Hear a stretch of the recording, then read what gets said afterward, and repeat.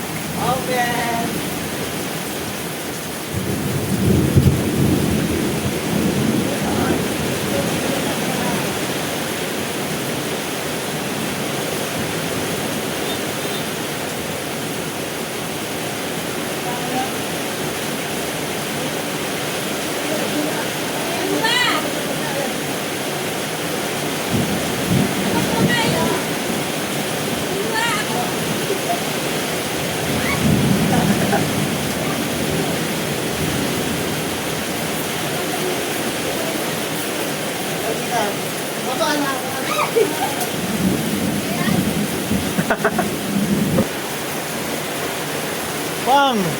Pang! Grabe nga para sa Baguio. No, nakakaya ko na.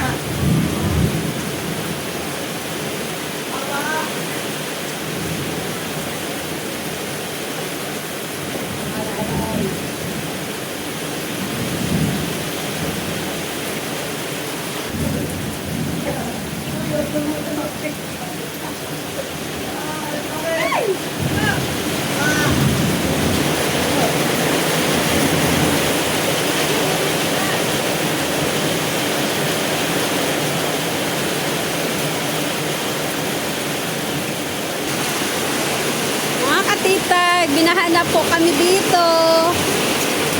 Pumasok na po dito sa loob ng bahay, ng kapitbahay namin ang tubig.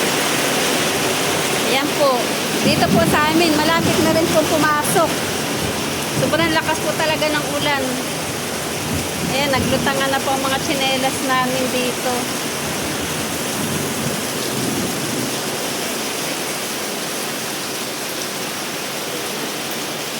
Ayan po yung ginawa kong remedyo. Sana nga po hindi matanggal. Kasi po doon ang gagaling yung tubig na malakas. Wala po kasing siya, tawag doon yung tubo. Matanggal po yung tubo, hindi ko po makita kung saan na ba. Ayun, nalagyan. Nalaglag na nga po. Ano gaya?